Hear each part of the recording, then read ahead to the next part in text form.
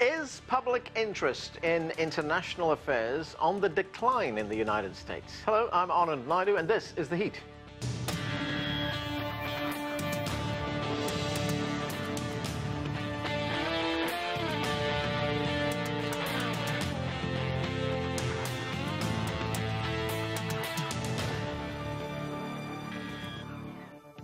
A study by the Pew Research Center in 2016 revealed that people in the United States are apprehensive and concerned about their country's role in the world. A majority of those surveyed said the U.S. would be better off focusing on its own problems while letting other countries deal with their own. If that sounds familiar, it's because Donald Trump was elected president, in part because of his America First policies. Such declining interest in international affairs is also reflected in U.S. media coverage, a source of frustration to our first guest. Journalist Sulome Anderson is no stranger to international reporting. Her father, Terry Anderson, was the Associated Press bureau chief in Lebanon when he was kidnapped by Islamic militants in 1985. He was released after 2,454 days in captivity. Her book, The Hostage's Daughter, focuses on her father's captivity and its impact on her life. Sulome, thanks for joining us. Thank you for having me.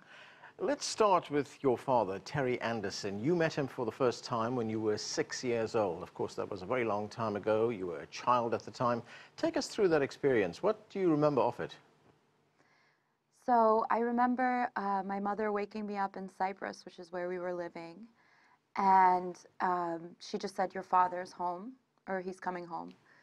And, you know, I was half asleep and I was very small, so it was all very overwhelming. And we flew to Syria, where I fell asleep on a couch at the American Embassy in Damascus. And my father woke me up, and he just said, "Hi, I'm your father." And I don't remember, like, saying anything or doing anything. I think I was just really, the whole experience was a lot for a kid. And then we walked out into this crowd of people all shouting, and cameras and everything. And yeah, the memory is very clear in my mind. Your father had been a captive for 6 years. He was meeting the family for the first time on this particular evening. He told everyone, he went to some lengths to assure everyone that he was okay, that he was fine, but he wasn't, was he? He was suffering from PTSD, other afflictions. What did you make of that?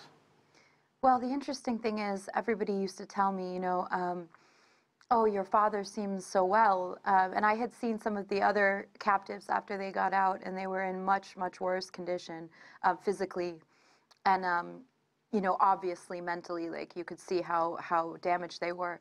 Whereas my father, I think, had built a very strong wall between himself and his emotions, and was just incapable of processing what happened to him. So from the surface, from the outside, he seemed like he was doing fine, but that was just a function of him separating himself from his emotions and not processing them, which I think is extremely unhealthy, regardless of the trauma. So it became obvious to me after a short period, even as a child, that my father was incapable of connecting with me emotionally. He didn't have the same capacity for empathy that I think, you know, would be in someone who didn't have that experience. So yeah, it was as the years went by, his trauma became more and more obvious. And in a sense, did it become your trauma as well? Because life was very difficult for you as you were growing up. You sank into depression. You started abusing drugs. How difficult was that period? Well, I went to some really dark places. And I think part of it, you know, I think you can trace the roots of my sort of psychological issues back to my childhood, back to the fact that I always thought my father didn't love me and that it was my fault. And, you know, my mother became very depressed when he came home, and it was just a very unhealthy environment to grow up in. So I kind of formed this really warped self-image that became pathological. And at some point, it became so painful for me to even be in my own body, or you know, just sit with myself, that I did a lot of drugs just so I wouldn't have to feel that kind of pain. So yeah, it's definitely second generational trauma for sure. Now, you wrote a book about that experience. The book is called The Hostage's Daughter. And I know this sounds a little bit like a cliche, but, you know, and you say in the book, writing the book, was cathartic in a sense. It did repair the relationship. It did help you recover. How did it help? So the interesting thing about it is I went back and looked at one of my first drafts, and it was much angrier at my parents than what ended up being the final manuscript. And I think that was because, as I reported, I learned more about both my parents, but especially my father, who he was as a person, the kind of life he had had even before he was kidnapped. And through stories of people involved, or fellow hostages who would tell me how brave and how wonderful he was to them, or even I ended up meeting one of the men who held him hostage, one of the guards, and he told me that they all respected my father, and that he literally said that he was the best out of all those we kidnapped, which is strange. But as I learned more, I realized that my father is actually a really, really good person who loved me very much and was just incapable of showing me that love. So once I realized that, it repaired a lot of the warped self-image that I had formed because of that relationship, and it brought us much closer together. And also, as my father saw me processing the trauma, it kind of woke him up to how much trauma he had not processed. So my father, who has never cried, I've never seen him cry throughout my whole life. Once I started writing the book and talking to him about it, and when he read the book, he called me crying so hard. So I think it was a really wonderful thing for both of us. If you look at the experience your father went through, it was a traumatic experience. He was captive for so many years. He was held under very brutal conditions, yet you decided to follow the same path in a sense. You wanted to become a foreign correspondent. What prompted you to do that? Well, when I decided to become a journalist, I think I was still in the midst of a lot of my own personal struggles. So I don't think I was self-aware enough to really think about the reasons I was doing it. Part of the reason is because I really love this job. I realized that I have a skill set that fits with the kind of work that I do now really well. And I care about the work, I care about the region, things like that. But at some point somebody asked me, another journalist, they said, "Did you become a reporter to feel closer to your father?" And I remember thinking about it and going, well, I suppose I did. And it's funny because the job, I think I wanted to excel at something that he had excelled at in the place that he had excelled, at it. And I wanted to have a bond between us. And that actually worked. Again, we bond over journalism all the time. Did you also become a reporter to find out what happened to your father? What were the circumstances of his capture and him being held for so long? I don't think that was my original goal, but it's interesting because as I started reporting in Lebanon, I would speak, I started interviewing Hezbollah members, I wouldn't say high rankers or anything like that, but people on the periphery of Hezbollah, fighters, things like that. And I would come across all these threads of my family's story because the civil war is still very apparent in Lebanon. All the scars of the war are very clear and obvious. And I was going around Dahieh, which is the Hezbollah sort of neighborhood in a suburb of Beirut, and people would say things to me like, your father was held in that house over there. Or, I know one of your father's kidnappers, he lives in that house over there. So it kind of became inescapable for me, and that's when I decided to start looking into my father's kidnapping as a reporter. And you met one of his captors, didn't you? Yeah, I did. And how did you feel during that meeting? Were you very angry? What did the captor say to you? It's interesting because the way it happened was, I swear, out of a movie. Like, I remember when it was happening, I just stopped and I was like, how you couldn't write this stuff, you couldn't make it up. Basically, I met him completely unrelated to the book. I was interviewing him for another story. And, I had spent a good deal of time with him. I built a rapport with him. We got along. And then at the end of one of the interviews, he found out who my father was, and he just went completely white, like his face just drained of blood. And he looked at me and he said, "I feel ashamed," in Arabic. And I said, "Why would you feel ashamed?" And he said, "I feel like you must hate us." And at this point, I didn't know that he was involved in any way. And I said, "I don't hate anybody. I just want to know what happened."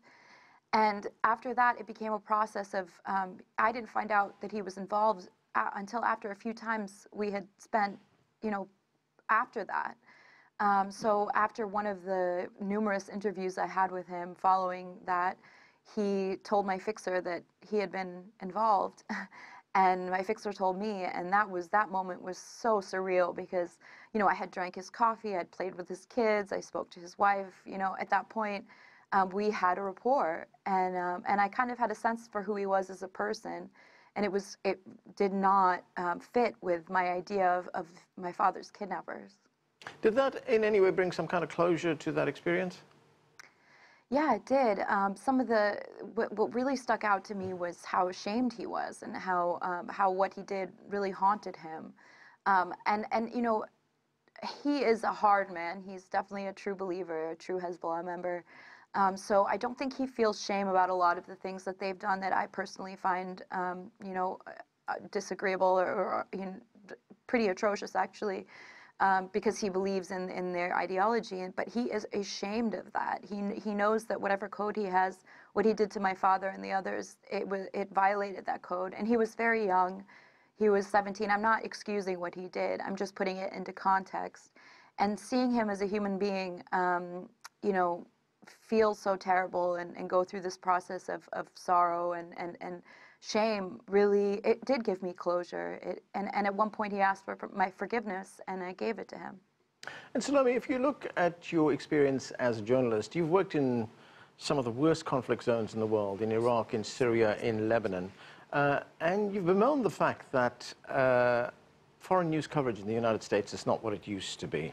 How important is it for Americans to be informed about what is going on outside the borders of this country?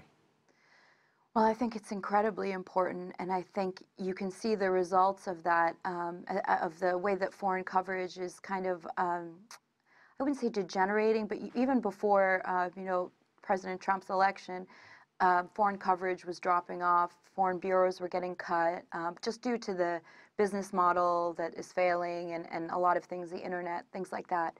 But since Trump got elected, I have personally seen an incredible change in the appetite for foreign news. I have a much harder time selling stories about conflicts, things like that.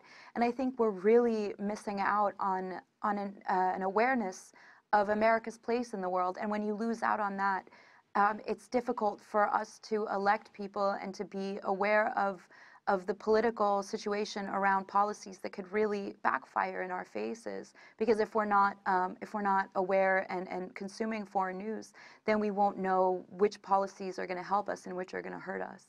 Do you think that President Trump's America First policy is symptomatic of this lack of interest in foreign affairs? Is the U.S. becoming more insular, more isolated? Absolutely. I think that's been a problem that's been happening for a while, but you can see it in the language that he uses, in the language that his supporters use. This total inability to think outside of America, to concern themselves with global affairs. I think it's absolutely symptomatic, and it's also exacerbating the situation, and it's kind of feeding on itself. You know, and if you look at the United States, it is deeply involved in other parts of the world. Well, of course, there's American soft power. America has a lot of influence around the world. There's also hard power. There are American troops in about 800 military installations around the world in about 70 countries.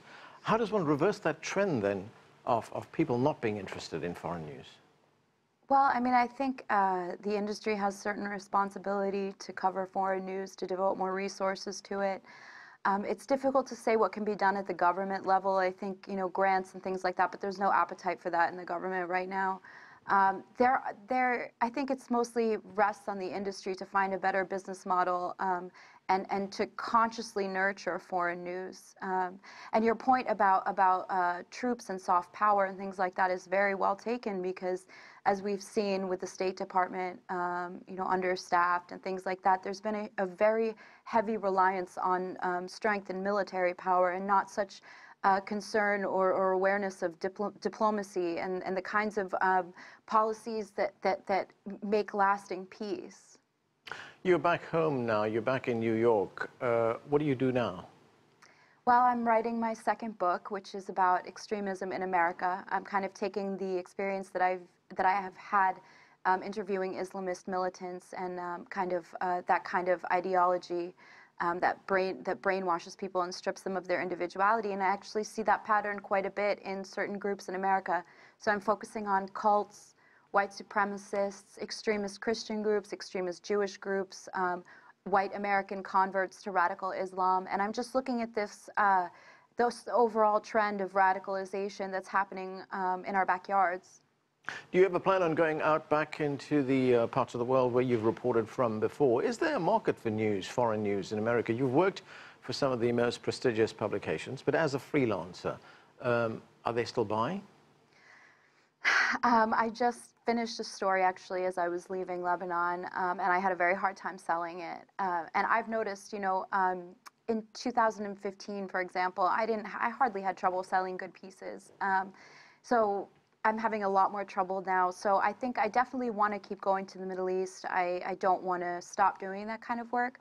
But I think what I'm going to have to do is go on trips, you know, if somebody already takes the story, if there's a project already in the works, because I'm living there and reporting these stories and then not really having any interest or appetite for it among editors was really taking a toll on my mental health, because when you put that much work and you go through, I mean, these conflict stories take a lot out of you. You know, they require a lot of work, and it's a lot of hassle to get these people to talk to you and get into these situations and out again. So to do all that work and then not be able to publish it right away or publish it at all is really difficult. Sulome Anderson, thanks for joining us. Thank you for having me. Thanks.